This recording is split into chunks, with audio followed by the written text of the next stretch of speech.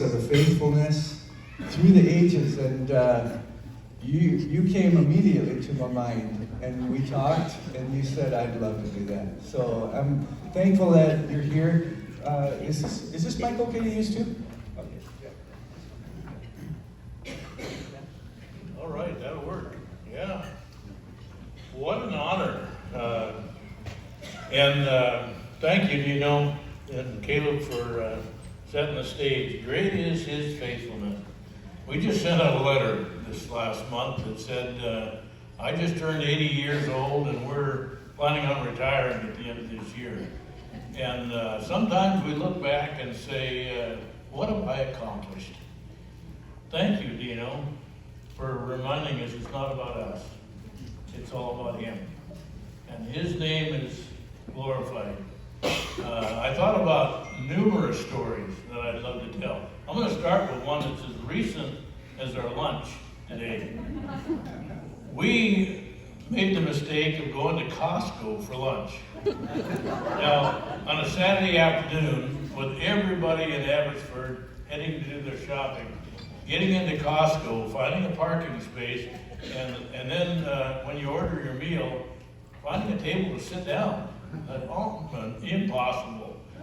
But by God's grace, there was a young family there that had a couple of kids that saw me, an old gray-haired man, and they said, you want a place to sit down here? We'll move the kids over, you can sit here. Carolyn was looking around in the store for after-eight mints. She could get them in Canada, but we can't get them down there. So she came back, and I'd saved the place for her. We'd ordered our hot dog, and she got a piece of pizza. And we sat down and to enjoy the mass of different cultures that were walking through Costco. There was a couple that were looking for a place to sit, and they looked a whole lot older than Carolyn and me by a long shot.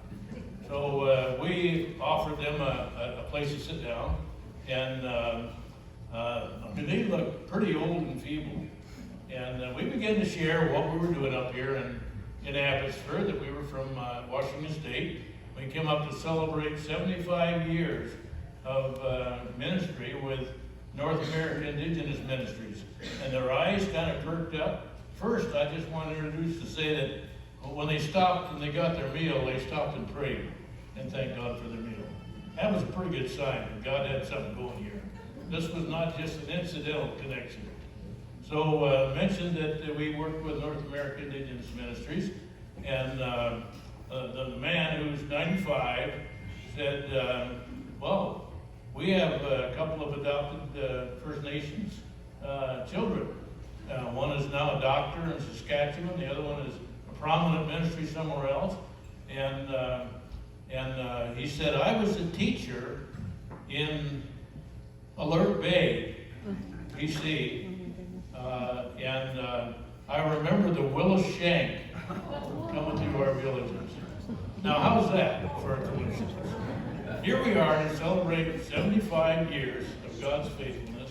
God brings along somebody in the big city, the big store of Costco, of all places, looking for a place to sit down, and we begin to share stories back and forth. God's faithfulness over the years. What a blessing to realize that God is still active today, and he continues to minister. He said, did you ever know of an organization called Shantymen? And I said, well, it was through reading the Shantymen's book that God called me into First Nations ministry. Ever run into anybody by the name of Percy Wills? And if you've been a part of the history of NAIM, you know he's a prominent person on our board for many years, and the stories kind of went on and on. So I can go back as recent as lunch today to say God is continually being faithful in his outreach. I don't know how many of you here have been involved in camping ministry of some kind. Will you stand up if you've been involved at all in camping ministry? Take a look around. Wow, you can sit down. Just want to say that of the different ministries that I've been involved in, and many of our staff have been involved in, God has used camping ministries over the years that draw people to himself. First Nations people are a hunting, fishing, gathering people. Land is sacred. And to be able to use the venue of camping to share the story of Jesus, to model what Jesus' life was like, tremendous opportunity. I had the privilege, Jim Hamilton and I went to a training for an outward bound style camping program in Hunting Rock, Wisconsin, many years ago. Jim, I don't remember what year that was. Wow. Too many.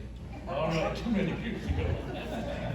But we felt like, wouldn't it be unique to use God's environment to take people out for 2 weeks at a time and share the gospel story, starting with creation right on through to where Jesus was presented in the chronological walkthrough of scriptures.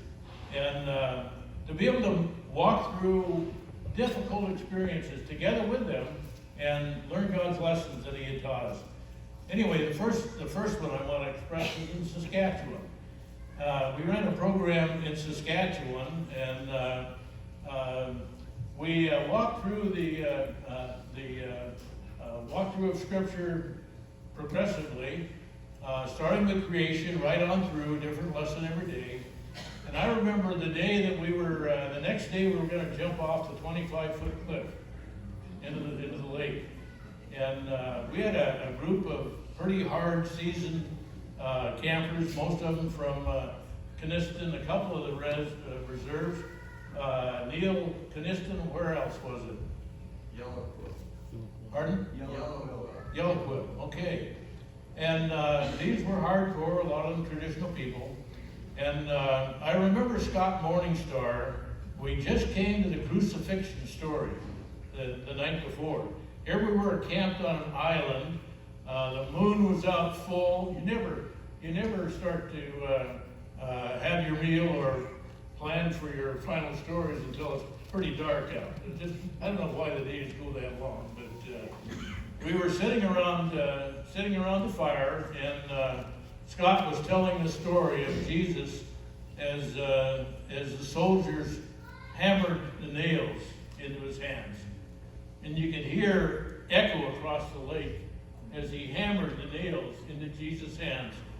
And the impact of that, as we looked out over this moonlight night and realizing what Jesus did for each of us, brought the group to a solemn recognition of the price that was paid for their lives.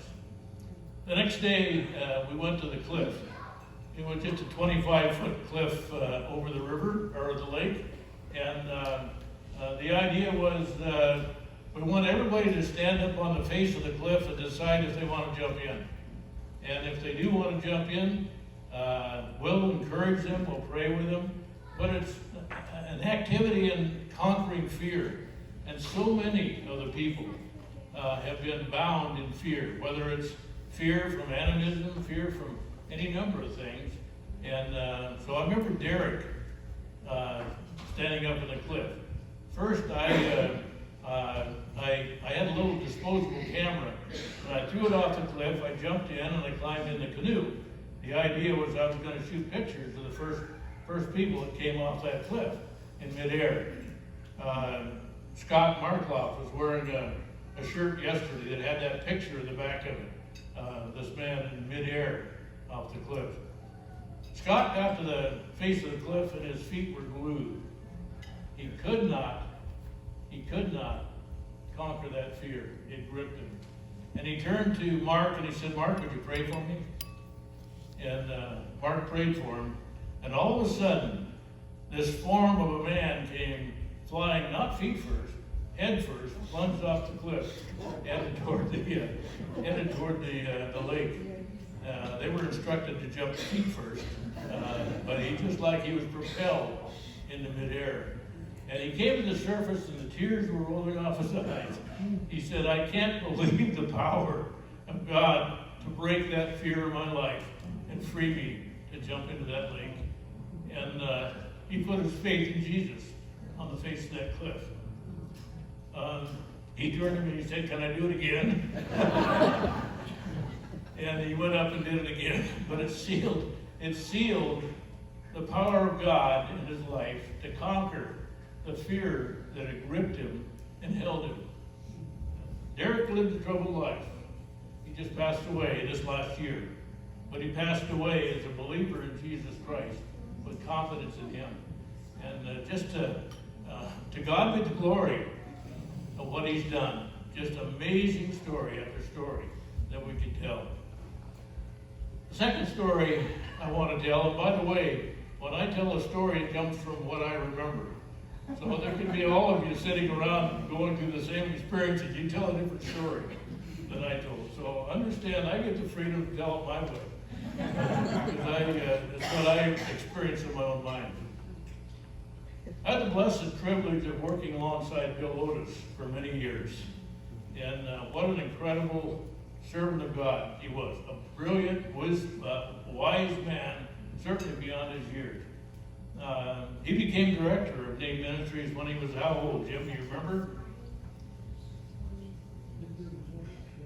I think he was 26 or something like that when he became director of NAIM Ministries. That's way too young to carry that kind of a role. But he was a mentor, an encourager to me. And I remember in 1984, he called and he said, "Jack, I'm going to do a trip up the West Coast. I'm going to fly into the Nass River area where we have communities that we like to bring summer workers in. We're going to try to put together ministries for teams coming in the summer. Would you go with me on a trip?" And I don't remember whether it was a Beaver or some kind of a little float plane that we took out of Prince Rupert. And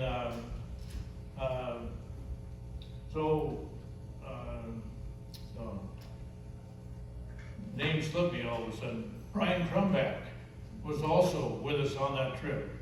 And we got in the plane in Prince Rupert and started heading up the valley, up into the Nass, up to the Nass River area. And all of a sudden, Bill, his face kind of slumped, and he turned and started to say something to the pilot. And I could see his jaw had dropped, and it appeared like he might have had a stroke. And I remember him turning to the pilot and saying, "We need to go back." And so we asked him, "Bill, are you feeling any pain in your heart?" And no, but he couldn't talk well, he couldn't communicate well. It was pretty obvious that he is suffering a major stroke. And that's a scary place to be.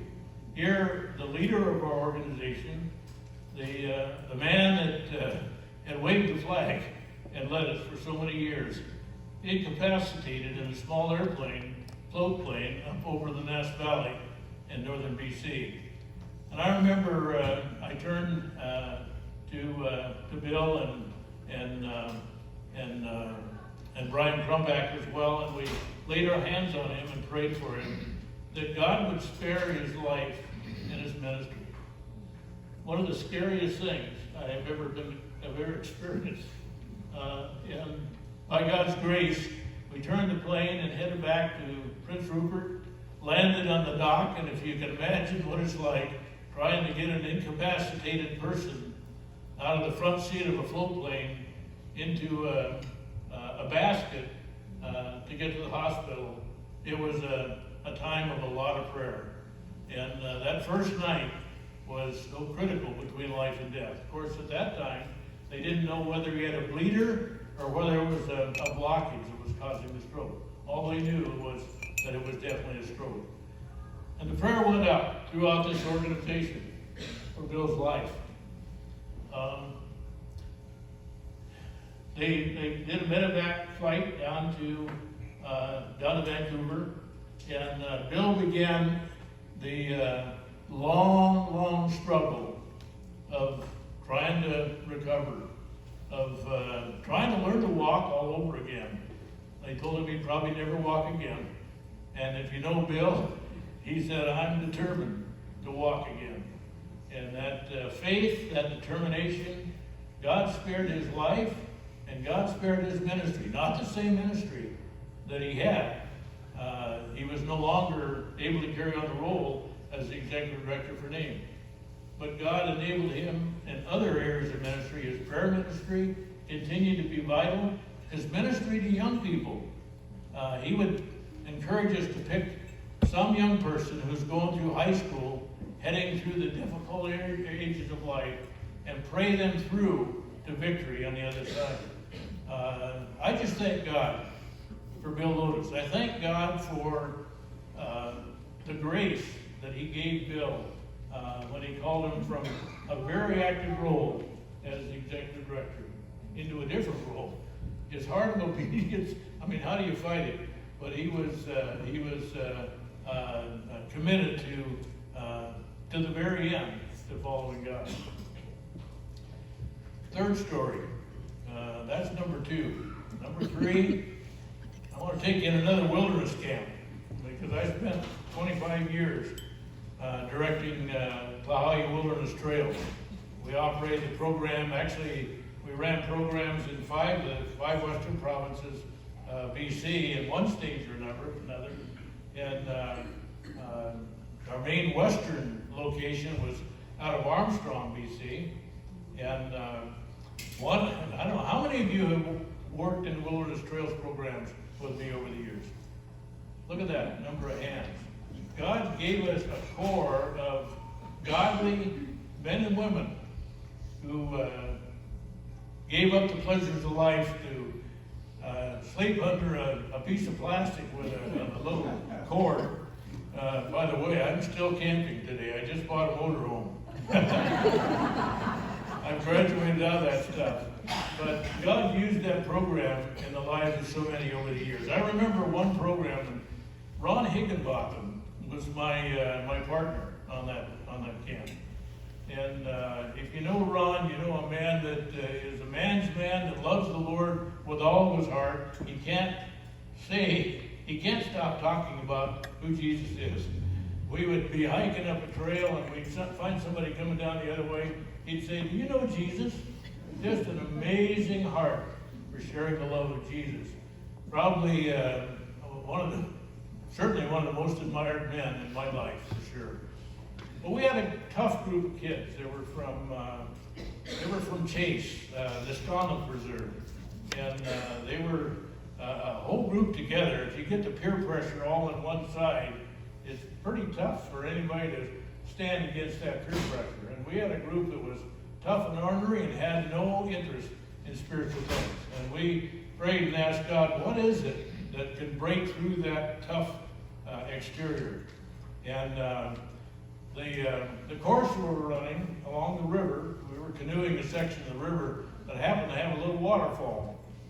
And it wasn't a big waterfall. I think it was only about 10 feet. But let me tell you, if you had never gone over a waterfall in a canoe, and we certainly, safety was number one in our program. We always traversed around those kind of issues. Except Ron and I looked at each other and said, I wonder if we could actually make it over that waterfall. Yeah.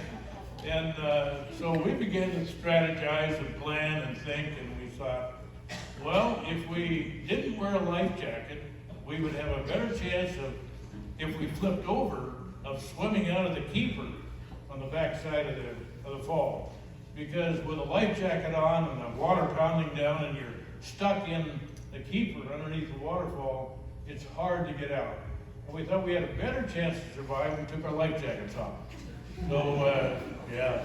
You see why we need God's grace?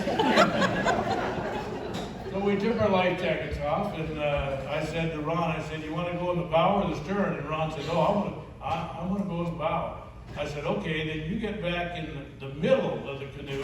Don't get in the front seat. Get down on your knees in the middle of the canoe, and I'll get in the stern. I'll get down on my knees, and we're going to paddle for the pinnacle of where it drops over. We're going to head right for that V, and instead of easing our way into it, we're going to go for all we're worth. And our philosophy is, if we would shoot over that fall, and the canoe would go out and drop, and we would make it through the thing. That was a good philosophy. And we prayed, and we had a rescue team set up downstream. People would throw bags, and we thought, if this doesn't work, somebody's got to rescue the mistake that we made and so forth. So we prayed, and we joked back and forth a little bit, and I got Ron in the bow of the canoe, and I had the stern line on the back, and I started to shove the canoe out. I didn't jump in, and he thought I was for real, but I was just pulling his leg. Anyway, he said, no. So we set our plan, made our strategy, and headed for the V of that waterfall, and we paddled for all we're worth. Now let me tell you, everything doesn't exactly work out the way you planned. And as we got the lip of that, where it dropped over, the canoe swung, tipped the bow to the left, and we flipped over and plunged down into the keeper at the other end of that waterfall. And Ron was a very strong, physically fit, strong guy. And I knew that if anybody could make it through that, Ron could. And I thought I could, because I was a pretty good swimmer too. But I remember going under and fighting like crazy to break surface. And I was out of air. I was just at the end of myself. Finally, I managed to make it around the edge and came to the surface, gasping for life and breath. And I looked around, and there was no sign of Ron. And I came up with this shuddered feeling of, oh, the stupidity. I've lost one of my best friends by thinking we could accomplish something, and for some reason, I don't know what caused us to do it. And as I was drifting down toward the pickup crew at the bottom, I heard somebody holler at the top of their lungs, "Praise the Lord!" I knew Ron was saved. That was him. That was him. God's grace, God's answered prayer.